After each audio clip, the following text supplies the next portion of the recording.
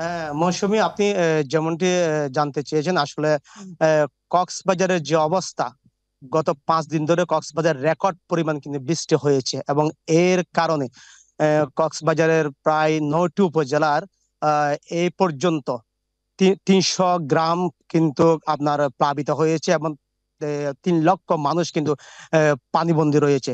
এবং এই অতি ভারী বৃষ্টি কিন্তু গত রাত্রে কিন্তু অব্যাহত ছিল, এখনো কিন্তু এই বৃষ্টি কিন্তু অব্যাহত আম, রয়েছে। আর এই সৃষ্ট বন্যায় সবচেয়ে আপনার দুর্গত এলাকার মানুষ কিন্তু বিশুদ্ধ পানি এবং খাদ্য সংকটে পড়েছে। যদিও বা কক্সবাজার জেলা প্রশাসক প্রশাসক শাহিন ইমরান কিছুক্ষণ আগে আমাকে জানিয়েছেন, দুর্গত এলাকার মধ্যে ইতিমধ্যে প্রায় 57 মেট্রিক টন চাল এবং 5 লক্ষ টাকা সেখানে কিন্তু পাঠানো হয়েছে।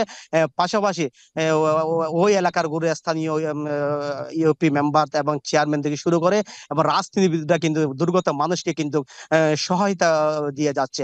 আর সবচেয়ে আমাদের কাছে যে তথ্য আছে, ইতিমধ্যে কিন্তু প্রায় 25 কিলোমিটার আঞ্চলিক সড়ক কিন্তু বিধ্বস্ত হয়ে গেছে, এবং বিভিন্ন ফসলি জমি কিন্তু তলিয়ে গেছে, রাস্তাঘাট ভেঙে গেছে। এবং পাশাপাশি মানুষের সবচেয়ে এই সৃষ্ট বন্যায় কিন্তু দুর্ভোগে পড়েছে কক্সবাজার সদর এবং রামু এবং উকিয়া উপজেলার বাসিন্দারা।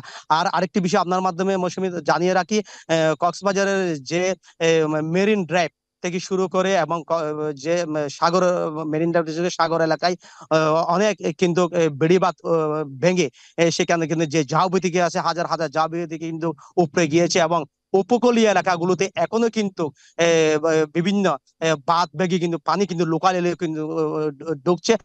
আপনাকে একটু দেখাতে যাচ্ছি, এটি হচ্ছে কক্সবাজারের যে বাকখালী নদী। আপনি দেখতে পাচ্ছেন এখান থেকে কিন্তু উজানির ঢল কিন্তু খুব তীব্র ঢল নেমে কিন্তু অনেক এই যে এলাকাগুলো কিন্তু গুদারপাড়া এলাকা, এসএমপাড়া এলাকা কিন্তু, এবং শহরের মাঝিরঘাট এলাকা সহ বিভিন্ন এলাকা কিন্তু ইতিমধ্যে প্লাবিত হয়েছে। এবং যে বাকখালী নদীর বাঁধ ভেঙে কিন্তু এখানে কিন্তু যে বিভিন্ন বসত বিড়া এই নদীর গর্ভে কিন্তু বিলীন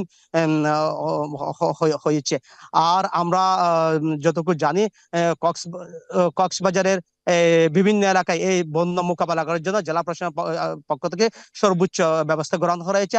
আর আবহাওয়া অফিসের যে তথ্য, আগামীকাল আরো 3 দিন পর্যন্ত এই ভারী বৃষ্টি অব্যাহত থাকবে, এবং 3 নম্বর স্থানীয় সতর্ক সঙ্গে সেটা বহাল থাকবে, এবং এই পর্যন্ত সকল নৌযানকে উপকূলের কাছাকাছি থাকতে বলা হয়েছে পরবর্তী নির্দেশ না দেওয়া পর্যন্ত। তো মৌসুমী, এই ছিল কক্সবাজার থেকে টানা 5 দিনের ভারী বর্ষণের সর্বশেষ খবর।